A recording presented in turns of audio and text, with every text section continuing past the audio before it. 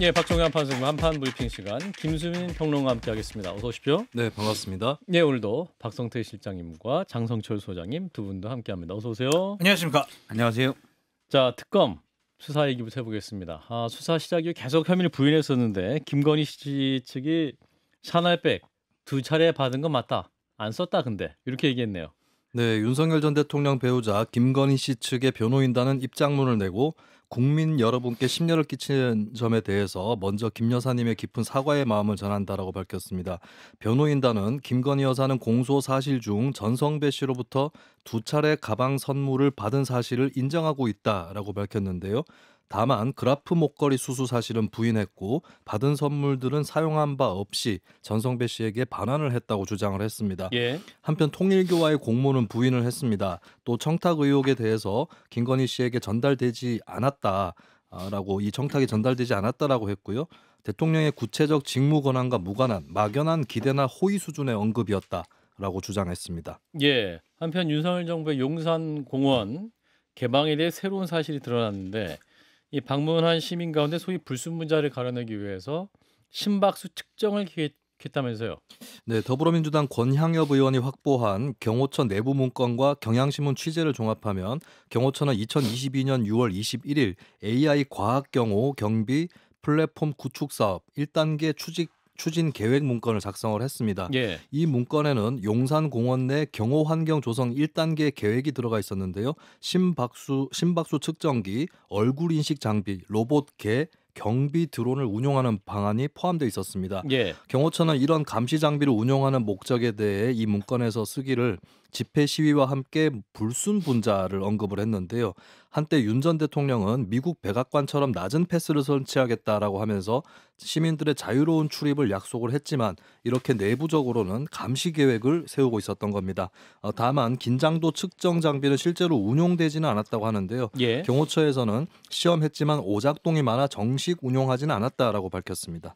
예, 심박수 측정기, AI CCTV, 로봇 견 이 관련 문서를 이제 유튜브로 저희가 보여드리고 있는데 사족 로봇이네요, 그죠? 다리가 4개인 로봇 개까지 운영할 계획을 세웠던 건데, 자 일단 김건희 씨 얘기부터 해보겠습니다. 샤넬백 2개는 받았다. 근데 안 썼다. 돌려줬다 했지만 특검은 아니다. 사용한 감이 있다. 그라프 목걸이 안 받았다. 뭐 이렇게 얘기하고 있네요. 일단 뭐 저기 50개 거짓말하던 분이 예. 갑자기 10개는 거짓말이었다. 40개는 음. 진짜다라고 했을 때 누가 믿을까요? 일단 그게 있고 음. 계속 거짓말 중이다. 진실만을 말하겠다라고 했지만 계속 거짓말로 보이고요. 그러면 이제 많은 분들이 이제 생각하는 게 왜 샤넬백은 받았고 그라프는 안 받았다고 하느냐. 저도 사실 모르죠. 근데 추론을 해보는 결과 일단 그라프 샤넬백은 이제 특검에서 예. 이미 끈이나 이런 것들을 봤을 때 사용감이 있었다라고 나왔거든요. 예. 그래서 이거는 흔한 말로 이제 빼도 박도 못하겠다라고 얘기했을 수가 있고, 그라프는 사실 목걸이는 보석이기 때문에 그런 것들을 뭐 닦으면 되니까 확인이 좀 불가능한 것도 있고, 단가가 샤넬백은 1,000만 원대짜리 2개 이렇게 되거든요. 그라프는 6,300만 원짜리잖아요.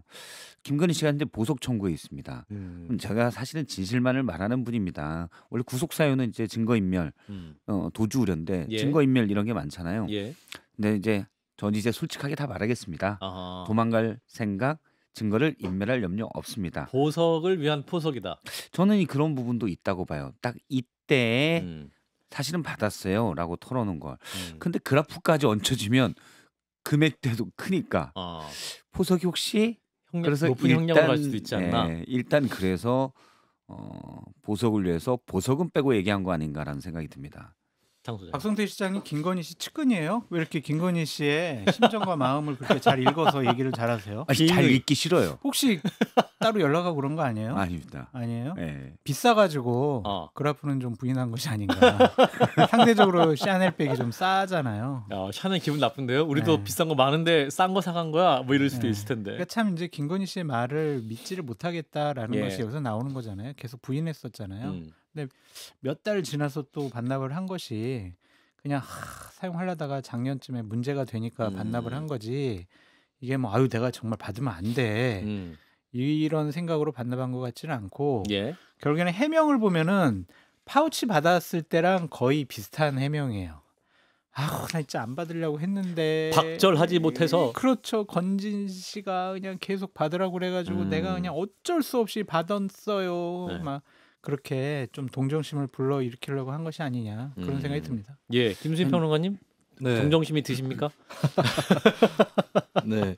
일단 이제 와서 인정을 일부라도 하는 이유는 이제 앞서서 어떤 뭐 보석이라든지 이런 이유가 있다고 짚어주셨는데 또 더 나아가서 나중의 일을 고려하면 이제 양형이라든지 이런 것도 고려를 한 것으로 그렇죠. 보입니다. 그리고 그라프 목걸이하고 샤넬 가방을 분리하는 전략을 쓰고 있는데 일단 그라프 목걸이 같은 경우는 진술에 좀 의존을 하고 있는 반면에 예. 샤넬 가방 같은 경우는 그 매장의 그 종업원들 증언까지 나온 그런 상태이기 때문에 이것까지 부인할 수는 없다. 이런 전략을 짜고 이제 양형이라든지 이런 것들 위주로 그렇게 구성을 한 것으로 보이고 그리고 청탁 결국에 핵심이 되는 거는 청탁을 받았느냐 아니냐 이 부분인데 어떤 그런 말들이라 혹은 선물이 전달된 적은 있으나 뭐 대가성이 있는 건 아니었다 이런 쪽으로 초점을 맞춰서 변호 전략을 짠 것이 아닌가 싶습니다. 예, 자 그리고 용상공원 얘기인데 이제 개방을 해놓고 이제 감시 장비 운영 계획을 세우다는 거 아니에요? 심박수 측정.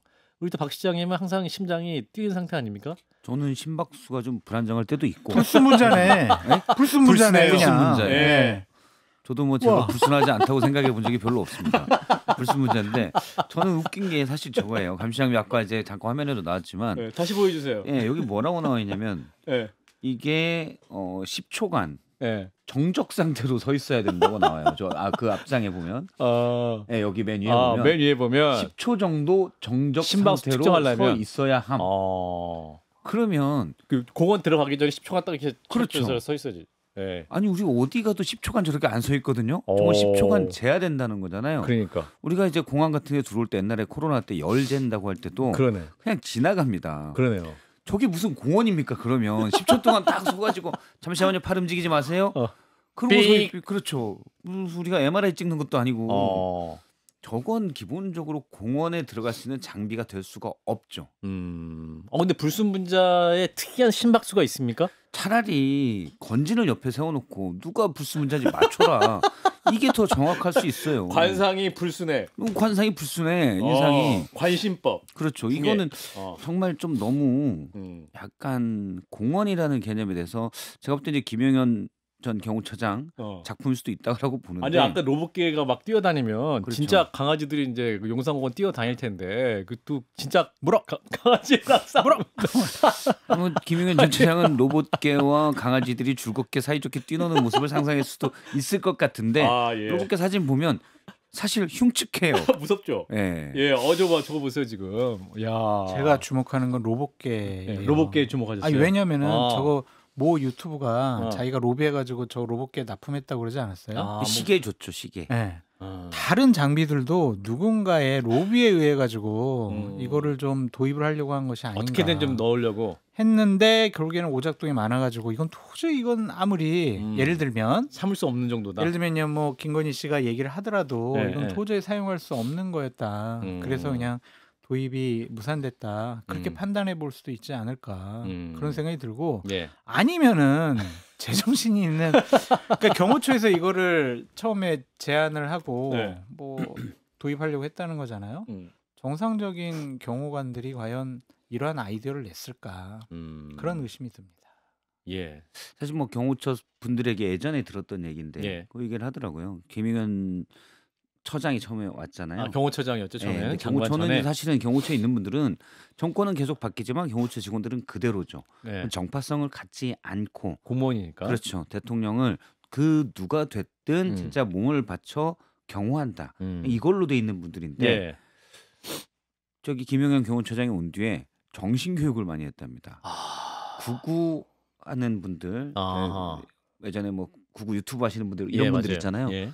그런 분들 와서 정신 교육을 많이 받았다는 특강. 거예요. 그래서 특강. 그래서 대체 이게 뭐지? 이런 분위기가 초반부터 좀 있었는데 10초 동안 가만히 서 있으라고 그러고 용산공원 경호가 움직이지 마. 물론 경호가 필요하긴 하겠지만 저는 좀 정말 상식과는 걸맞지 않는 그런 걸 한 것 같습니다. 대통령이 정신 교육을 많이 하지 않았을까? 왜냐하면 입에 달고 사는 게 반국가 세력이잖아요. 그렇죠. 그게 불순분자잖아요. 예. 그것이 경호처에서도 그것이 감화된 것이 아닌가 그런 생각이 듭니다. 자, 우리 김수진 평론가도 로봇계 보신 감상평. 네.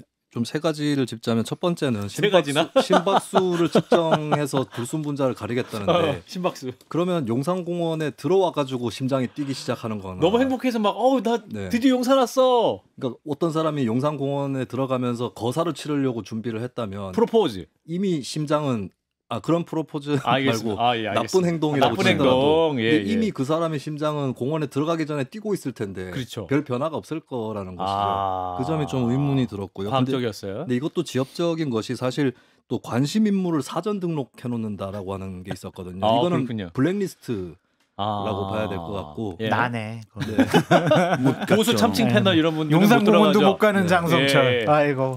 그리고 또 심각한 거는 이 문제가 왜 3년이 지나서야 드러났는가. 시민을 감시하는 문제인데 이런 문제가 3년 만에 드러난 것도 문제다. 큰 문제다라고 생각합니다. 예.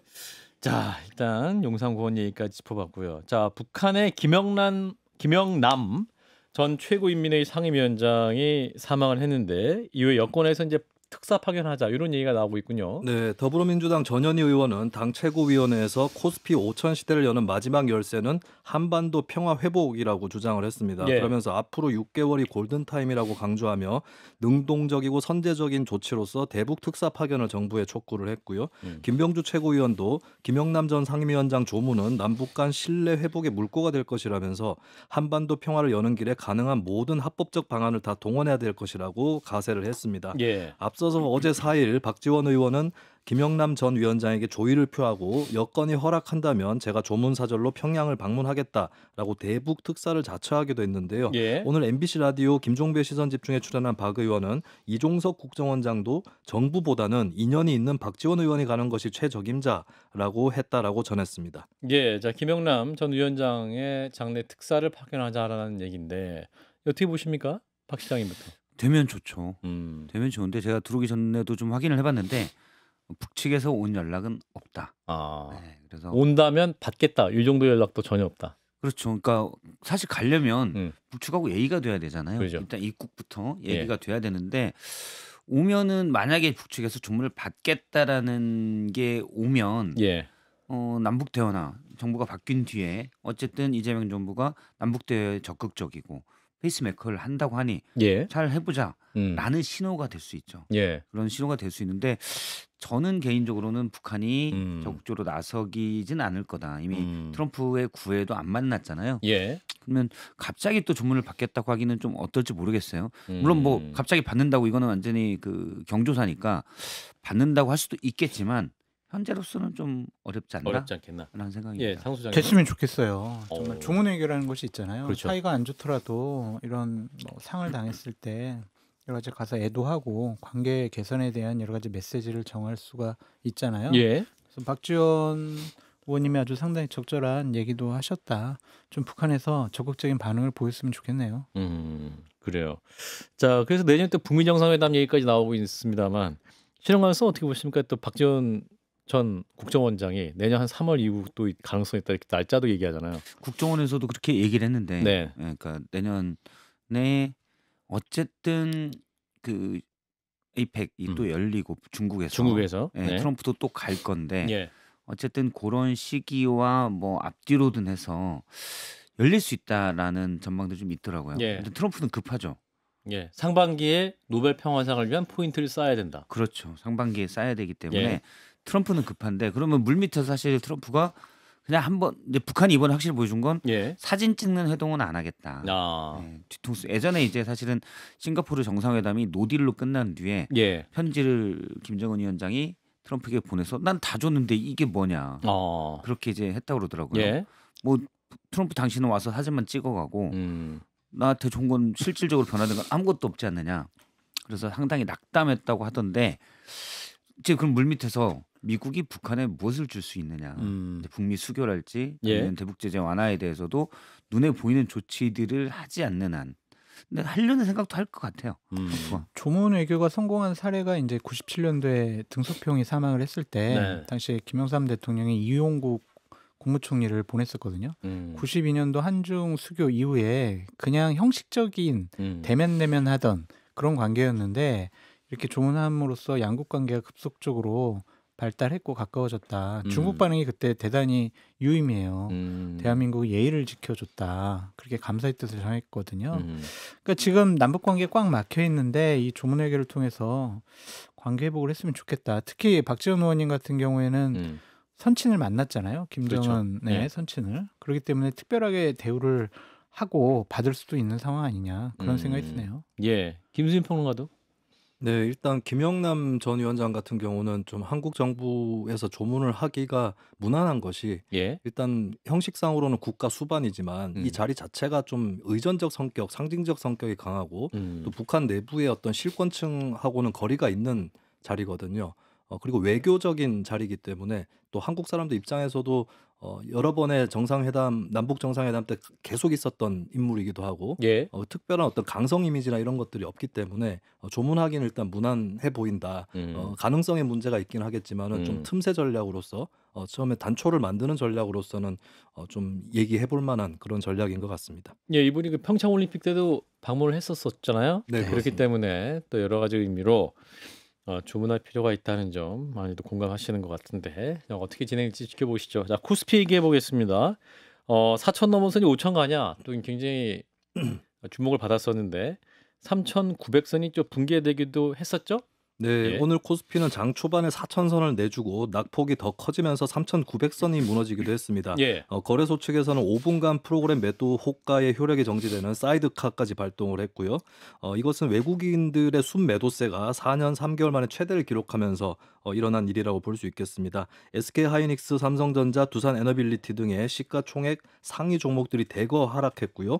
반도체 장비 부품주의 낙폭도 커졌습니다. 예. 앞서 뉴욕 증시가 AI 테마를 중심으로 하락한 것이 큰 원인으로 꼽히고 있는데요. 비트코인 급락이나 미국 금리 인하의 불확실성에 대해서도 그 원인으로 지목하는 목소리가 많이 있습니다. 다만 일명 개미들의 반격이라고 불리우는 개인 매수세가 곧 이어졌는데요.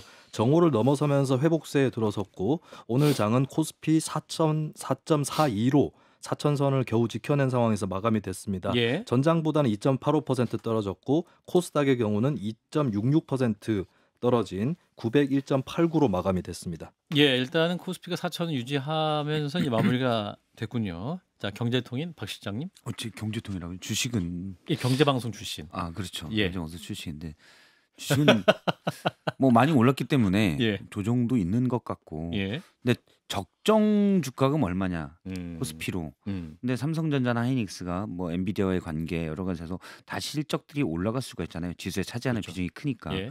그래서 기본적으로 적정 주가도 코스피나 이런 거 봤을 때 좀 더 올라가야 되지 않냐 그런 의견들이 있더라고요. 전 예전에 갖고 계십니까? 아니 없죠. 예, 알겠습니다. 예, 죄송합니다. 그래서 죄송한 건 뭐 아니에요. 아쉽네요. 저는 약간은 시장이 과열됐다라고 보는데 예. 근데 사실은 그건 시장의 문제고 예. 개별 종목으로는 뭐 시가총액 한 300이 미만으로는 사실 상승폭이 없기 때문에 이 중에 저평가 종목도 있을 것이고요. 예. 네, 근데 시장은 저는 개인적으로 약간은 오버슈팅이 있다라고 봅니다. 예. 자, 우리 장 소장님. 장 소장님은 왠지 좀 주식 부자 같은 풍모가 있습니다. 주식 저는 푸어입니다. 주식 푸어. 네. 제가 스톡 푸어. 20여 개의 주식에 지금 다양하게 투자를 하고 있는데 오, 그래요? 대형주는 없고 다 잡주에 투자를 해가지고 올라갈 때는 뭐 한 10% 올라가고 내려갈 때는 거의 비슷한 수준으로 내려가요. 그래서 제가 웃으면서 지금 얘기하지만 한판 승부 열심히 나와서 방송하고 그 출연료 모아가지고 주식 투자하는데 손실이 너무 커가지고 상당히 좀 좌절스럽다. 20개 다 모아서 대장주에 몰아 넣으세요 그냥. 그러기에는 손실이 너무 커요. 지금 그냥 버텨야 될 것 같아요. 이제 원금 회복을 많은 위해서. 분들이 그럴 거예요. 이미 물렸다. 왜냐하면 급등이나 이런 걸 원하기 때문에 중소형주를 사가지고 갖고 있는데 대장주가 많이 가잖아요. 대장주 이제 사야 되나? 사야 되는데 계속 이제 대장주도 많이 올랐기 때문에 그 타이밍 재다가 못 산 분들이 많을 거예요. 우리가 이제 얘기할 때 웃으면서 얘기를 하지만은 대단히 지금 이거에 좌절하는 국민들이 많은 이유가 에이펙이 잘 됐잖아요. 관세음사 잘 돼가지고 월요일 날 막 안 들어가던 분들도 들어가고 미수 쳐가지고 들어갔는데 갑자기 지금 월요일, 화요일 뭐 오후부터 화요일, 수요일 이렇게 깨고. 떨어졌잖아요. 이게 지금 사이드카가 걸릴 때까지 한 200포인트까지 떨어졌었잖아요. 맞아요. 반대 매매 나가요. 그럼 미수 친 거는 다 빚으로 돌아와요. 그러니까 개인적인 손실은 상당히 크다라고 말씀을 드릴 수밖에 없고 몇 가지 짚어볼 거는 금융위 부위원장 등 이 재정 담당, 뭐 주식 담당, 증시 담당 이런 분들이 예. 비투자에 대해서 대단히 적극적으로 레버리지다. 지금 빚내서 투자할 때다. 이런 식으로 막 얘기를 하시더라고요. 그런 대단히 위험한 얘기를 그렇게 할 수가 있을까라는 생각도 있고 어제 보니까 정청래 대표가 월요일 날 회의하면서 대표실 뒤에 큰 백보드판 전광판 형식으로 해서 주식이 4,000포인트 넘었습니다. 여러분 박수! 와! 그런 순간 그 막 뚝 떨어지고 막 이랬어요. 예. 그래서 정책 담당자들은 좀 냉정하게 이 상황을 좀 국민들이 볼 수 있도록 지금 국민들 흥분 상태거든요. 맞아요. 안 하던 분들도 야 이거 투자하면 나 돈 벌 수 있어. 나도 해야 되는 거 아니야? 뭐 이런 생각. 뒤처진 것 같고 괜히 나만. 네. 그런데 거기에 이 정책 담당자나 권력을 갖고 있는 분들이 막 부추기면은요 떨어졌을 때 뒷감당하기 어렵습니다. 그래서 너무 올라간다고 좋아하지 마시고 냉정하게 상황을 좀 관리했으면 좋겠다. 특히 이제 제가 갖고 있는 중소형주의 주가 상승을 위해서 더 많은 노력을 해달라 그렇게 말씀드립니다. 자 이제 가운데 무거운 침묵을 지키고 계시는 우리 김수민 평론가. 네. 예. 참 어제 오늘 교훈이 있는 것 같은데 사실 어제만 해도 예. SK 하이닉스가 투자 주의 종목으로 지정이 됐었거든요. 근데 오늘은 또 전반적으로 사이드카가 걸리고 이렇게 그렇죠. 좀 롤러코스터를 하는 만에 본 것인데 이런 때일수록 투자자 입장에서는 좀 넓고 깊게 봐야 되지 않을까. 아 우리 김수민 평론가 좀 네. 하고 계세요? 저도 하고는 있는데 오 이제 의외인데. 대형주는 좀 괜찮은데 중형주는 그래서 지금 골고루 포트폴리오 짜셨구나. 지금 코스피가 약간 이야. 문제가 대형주 중심으로 끌고 가는 하드캐리하는 그런 국면이거든요. 예, 근데 이럴 예. 때 저도 교훈을 얻은 게 예. 미국 증시도 봐야 되는구나 라는 게 있었고 근데 또 뭐 한편 브리핑이 항상 늘까요 그러면?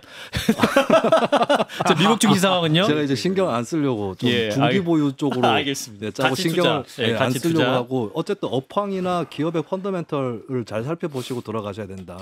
이거는 그래서 분명한 것 같습니다. 그래도 제가 지금은 막대한 손실을 보고 있지만 이재명 정권이 예. 진짜 잘해가지고 제 주식이 오르면 어느 순간 제가 한판 승부 등 각종 방송에서 안 보이면 아이고 이제 드디어 드디어 이제 원하던 주식 상승을 이뤄냈구나 그렇게 생각하십시오. 그땐 연락을 안 받으면 우리가 안 받습니다. 이제 연락 안 받습니다. 장 소장님 드디어 드디어 성공했구나. 그 정도 투자액은 아닌 것 같아요. 그 정도 투자액은 좀 아니고. 네. 저도 10배 이제 오르고 100배 오를 수 있어요. 저는 이제 많이 볼 수가 없으니까 한 종목만 오래 갖고 있는 스타일인데 이전에 4년을 갖고 있었던 게 있었어요. 어유 장투. 네, 그래서 예. 꽤 수익률이 한 200% 졌다가 400% 노리고 계속 있다가 20%니까 그냥 이자 정도 하고 팔았거든요. 예. 다시 갖고 있는데 제 것만 안 오르더라고요. 근데 이제 많이 떨어지진 않을 종목이니까 그냥 까먹고 있으려고요. 예. 아니 근데 정말 저는 투자에 재수 없는 사람인가 막 그런 생각이 드는 게 뭐냐면 저만큼 떨어져 있어요. 그러면 그동안 안 하던 네. 제가 이제 가상화폐에도 예. 지난 주에 코인. 막 들어갔거든요. 야. 어제 오늘 엄청 떨어졌어요. 그래서 야 주식도 이런데 내가 투자하려거든 가상화폐도 장성철을 봐라. 저 반대대로 하면은 성공할 것 같아요. 예. 그래서 이제 좌절스럽습니다. 오늘 방송에 집중 못 하시는 것 같더라고요. 저요? 계속 휴대폰 보고. 예, 놓고 때려내 좀 최선을 다해 주시기 바라고요. 자, 알겠습니다. 일단 우리 김수민 평론가 여기서 보내드리겠습니다. 고맙습니다. 네, 감사합니다.